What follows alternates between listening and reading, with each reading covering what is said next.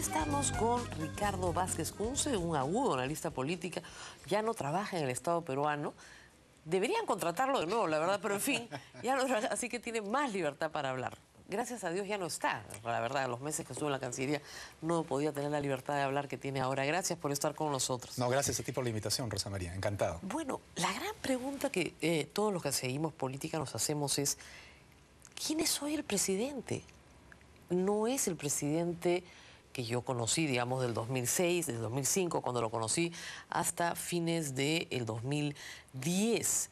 No es tampoco el candidato de campaña que cambió la gran transformación por la hoja de ruta.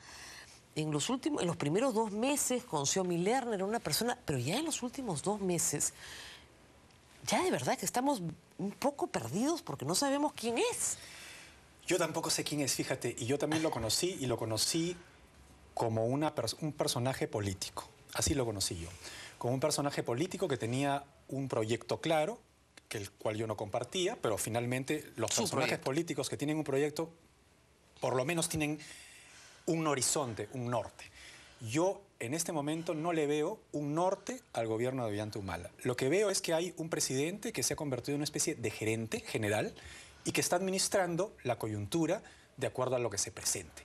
Y eso es un grave error en un país como el Perú.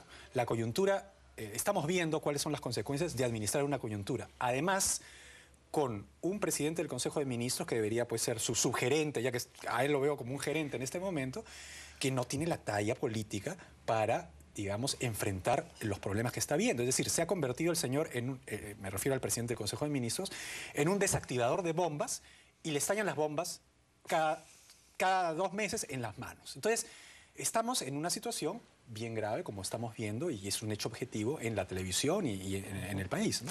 Ahora, Ollanta Humala dejó las banderas de la izquierda. Eso nos ha quedado más o menos claro a todos. Ajá.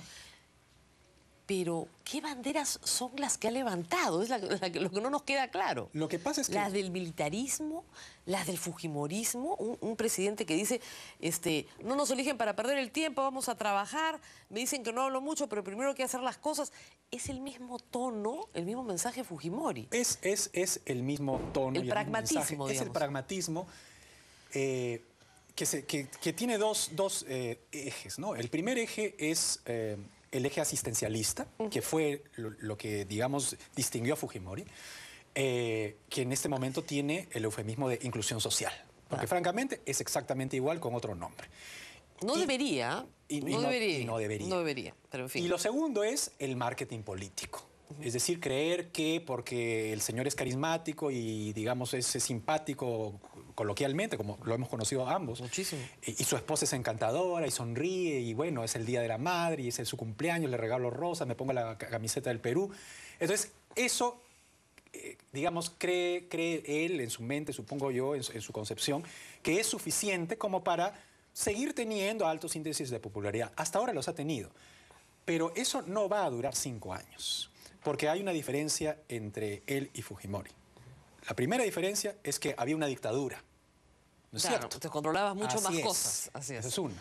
Y segundo, que Fujimori tuvo éxito con el terrorismo. Y aquí estamos viendo que, por lo menos hasta el día de hoy, hasta el primer año de gobierno, digamos, la lucha contra el narcoterrorismo es un desastre. Y lo hemos visto hace un mes, ¿no? Que hace una crisis espantosa. Entonces, en algún momento, esa magia, ese marketing político se va a quebrar. Y entonces, lo que va a pasar es que vamos a tener situaciones muy graves. Entonces, lo que yo considero es que el presidente, al que yo conocí como candidato, que le gustaba la política, que quería hacer política, debe hacer política. Debe liderar un proyecto político. Está bien, abandonó el proyecto político de izquierda. En buena hora, yo, que soy de derecha, lo aplaudo. Pero, digamos, si ya se compró un proyecto político liberal, entonces que lo asuma, ¿no es cierto? Y que lo lidere y que convenza a la mayoría de la gente que pueda ser convencida de que él lidere ese proyecto y dónde vamos. Lo que pasa es que no sabemos dónde vamos. Entonces, por más... Lo que pasa es que, digamos, para resolver el problema del conflicto social, se dan una serie de medidas jurídicas válidas, que yo respaldo porque son válidas, están dentro de la ley, pero con eso no va a enamorar a la población de su proyecto. Así es, porque cuando él fue elegido en la primera vuelta, enamoró a la población con un proyecto. Exactamente. Equivocado o no, o yo de acuerdo. Equivocadísimo. ¿No? Exactamente. ¿No? Pero lo enamoró. Él tiene que enamorar, y como político tiene que enamorar a los que dejó, digamos, entre comillas, estafados. Claro, como novia vestida para ir al altar. Así es, porque votaron por él por algo y al final, o sea, compraron un televisor plasma y al final le dieron uno en blanco y negro. Entonces él tiene que, digamos, salir y decir políticamente, oye, ¿sabes qué? El televisor en blanco y negro sí es lo que te conviene. Claro, esto es las bueno. las películas en blanco y negro son mucho mejores y tienen más arte, y etcétera, etcétera, que las de color. Entonces, bueno, algunos se convencerán, otros no, pero eso significa hacer política, tratar de enamorar. Él ya no está tratando de enamorar a nadie. Él está tratando, digamos, de quedar bien con el sector que votó en contra suya. Que además, mientras siga haciendo lo que está haciendo, siempre va a estar más o menos con él, ¿no? Con él o con cualquiera que haga lo mismo. Claro, ¿no? porque las lealtades son bien así nomás. Así es, exactamente. Ahora, él tendría que tener un discurso político. Y la verdad es que si uno mira para atrás, claro, hacía política, tenía un discurso equivocado y me he peleado mucho con él, pero de repente pues no creía en él tampoco, nos hizo creer que creía en él y tampoco creía en él. Entonces sería un desastre, porque sería un presidente, un político, entre comillas, cuyo único objetivo era llegar y sentarse en el Palacio de Gobierno. ¿Y ese no es el único objetivo de todos los políticos? No, el objetivo de todos los políticos, de cualquier político, o sea, tal como yo entiendo la política, es llegar, sentarse en Palacio de Gobierno para hacer algo, un proyecto. Claro. ¿No? Eso es lo que sostiene al político, eso es lo que lo introduce en la historia, no un simple administrador del día a día. Pero fíjese usted, un político me decía hoy una cosa que es cierta. Si usted ve los números del Perú, son estupendos. O sea, objetivamente son estupendos. La pobreza ha decrecido en un año 3%. En los últimos 10 años, el Perú ha sacado de la pobreza al 25% de su población. La pobreza extrema se ha reducido a 6%. Con todas las inequidades que hay en regiones, por cierto. Vamos a tener pronto más reservas, veía yo, que Noruega, que Suecia, ¿no es cierto? La crisis mundial no nos está afectando, seguimos exportando, los precios de los minerales no se han caído, es decir, todo es felicidad. ¿Ya? Claro, obviamente la educación está pésima, la salud está pésima y todo lo demás. ¿Ya? Todo lo que es servicios sociales está muy mal. Pero digamos, el riesgo, el temor que puede tener el presidente es sentarse, ver esto y decir, si me equivoco, voy a pasar a la historia como el hombre que no permitió que esto siguiera, que sacó al Perú del círculo virtuoso. Voy a pasar como el hombre que la malogró. Pero tal como va a pasar la historia como eso. ¿Por qué? ¿Por qué? Porque si se ha dado cuenta que efectivamente, como tú bien dices, el Perú está bien y el modelo que digamos, hemos seguido los últimos 20 años es bueno, hay que hacer los ajustes, hay que, en fin, hacer una serie de cosas, pero es bueno, en esencia. Entonces, él tiene que liderar políticamente ese modelo. Lo que pasa es que él no quiere liderar el modelo, él como que le da vergüenza decir, bueno, finalmente lo que yo pensaba antes era un desastre y ahora ya soy un converso y en consecuencia no. Entonces él se limita a administrar el presente con el modelo que va en piloto automático. Ahora, es lo que hemos visto, en el gobierno aprista y en el gobierno de Toledo. ¿No es cierto? Entonces, lo que va a pasar en algún momento es que simplemente la cuestión puede estallar y precisamente el modelo se va a interrumpir por lo que estamos viendo. Porque todo es felicidad, sí, el modelo funciona, sí, pero estamos viendo en Cajamarca, estamos viendo en el Cusco, estamos viendo en Iquitos, estamos viendo en varias partes del país que la gente estalla y comienza... Tiene otras demandas y cree otras cosas. Y en algún momento, entonces, eso va a influir en el modelo. Hay una teoría hoy de la militarización del entorno de Humala y del propio presidente en su comprensión de la sociedad y en lo que quieres hacer como proyecto político. ¿Va por ahí? ¿Por una especie de pragmatismo militar? Sería nefasto, ¿no? Porque autoritarismo militar. ¿Qué cosa es el pragmatismo militar? Autoritarismo. Así es, ¿no? Pero más allá de eso, ¿qué hay? O sea, ¿hay alguna idea fuerza? ¿Hacia dónde está yendo el Perú? O sea, no, o sea, es pues una cosa, digamos, orden, ¿no es cierto? Para más o menos mantener mano dura. Las cosas. Se reduce a dos ideas, mano dura. Pero está bien, o sea, mano dura hay que... O sea, pero, Rosa María, un país que quiere llegar al primer mundo, ¿no es cierto?, no funciona única y exclusivamente con el leitmotiv mano dura. Algo tiene que haber de fondo para que la mano dura, digamos, sea un ingrediente más.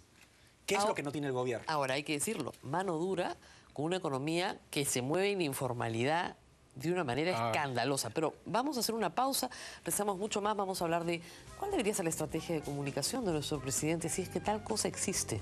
Volvemos.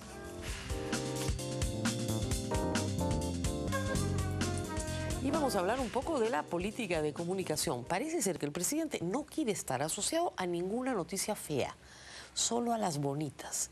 No es como si una mamá dijera, mira, por favor, a mí me traen las buenas noticias, a tu papá las malas, ¿ya? No quiero saber nada de malas noticias. ¿Por qué? No da declaraciones sobre lo que está pasando en Espinal. Ayer le han tenido que arrebatar unas declaraciones en la puerta de Palacio en medio de un simulacro. Bueno, porque tuvo que salir porque era el simulacro.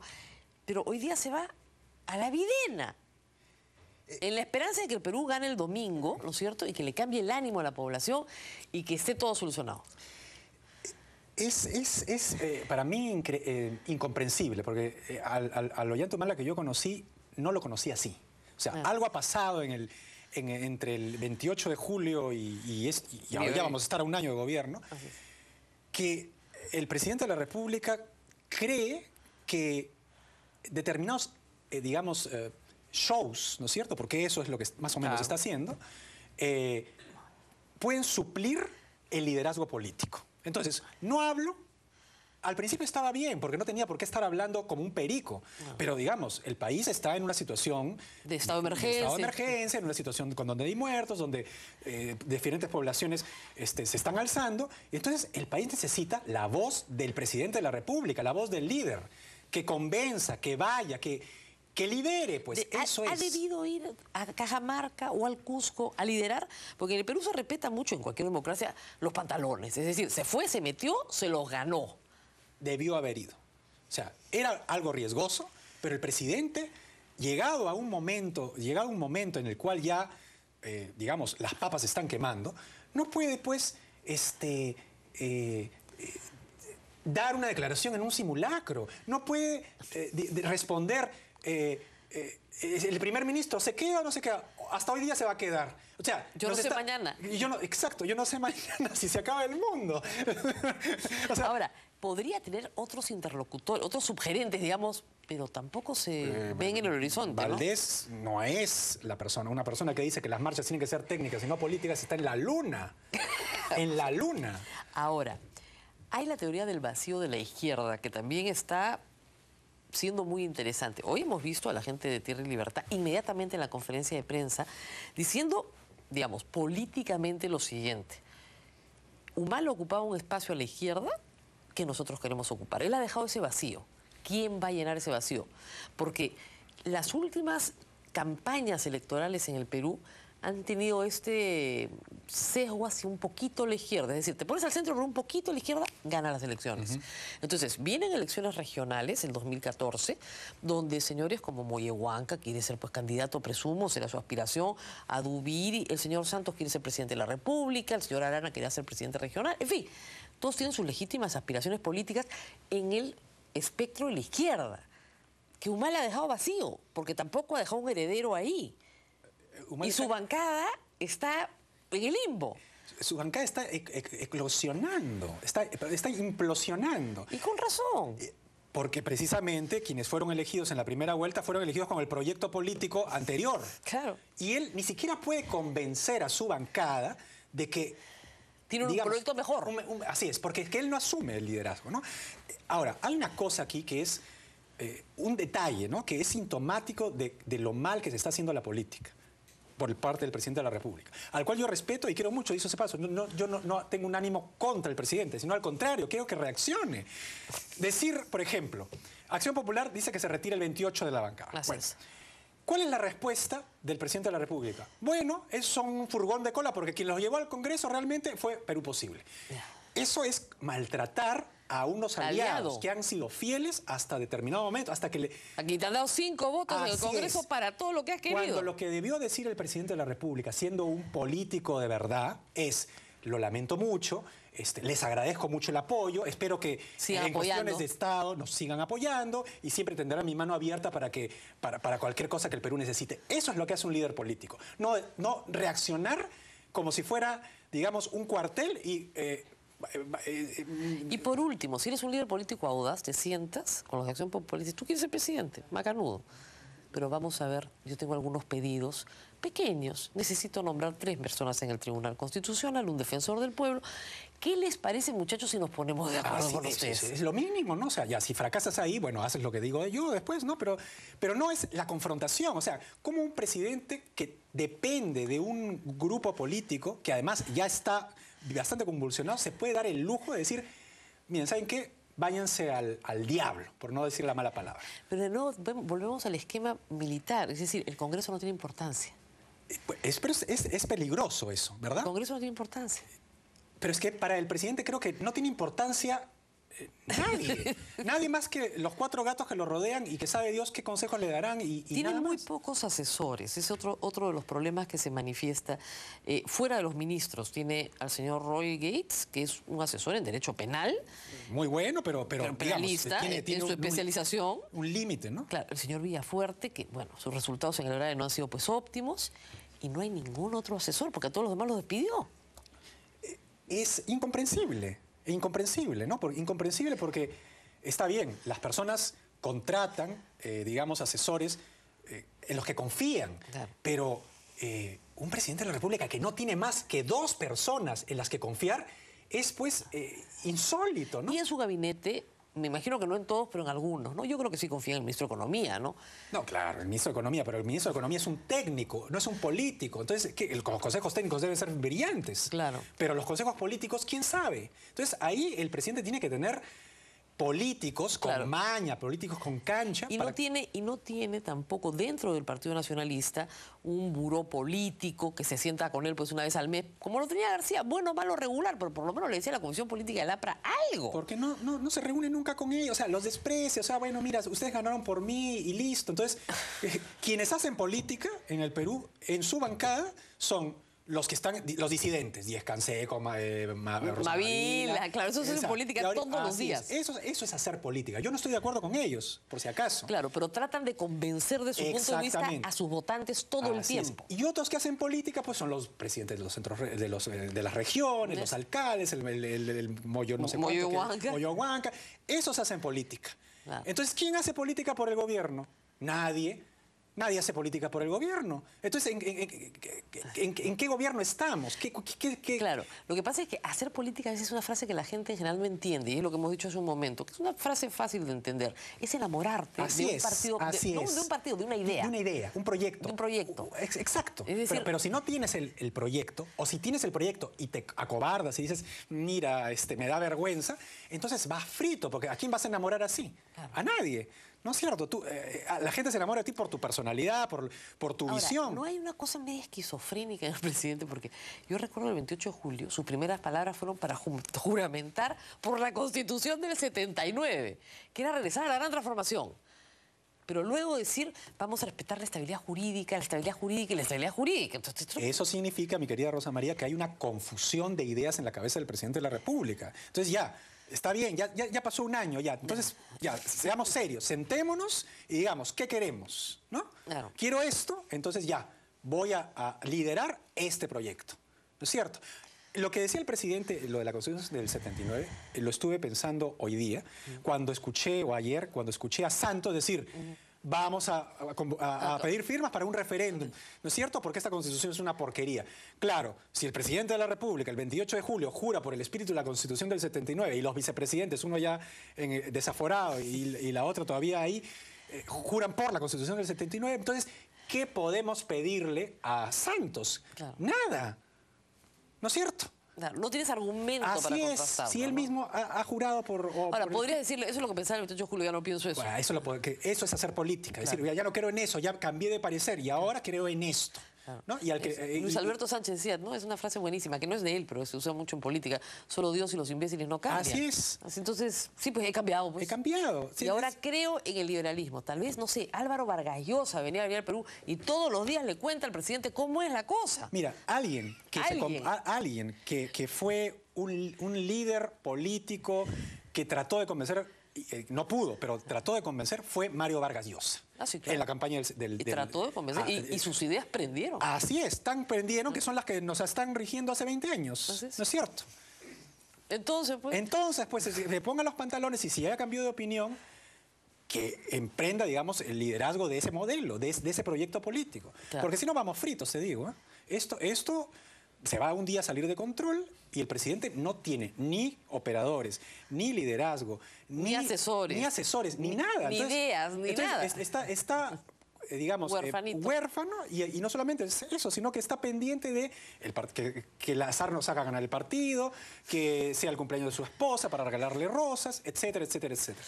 De eso no vamos a poder vivir 5 años. Muy bien, Ricardo. Muchísimas gracias por haber estado esta noche con nosotros. Creo que han sido muy oportunas tus palabras. Ojalá nos escuchen en Palacio de Gobierno. Dios mío, haznos el milagrito. Y a todos ustedes, no confíen en milagros. Denle aliento a la selección peruana. Nos vemos el día lunes. No sean pesimistas, muchachos. Nos vemos el día lunes para celebrar el triunfo del Perú.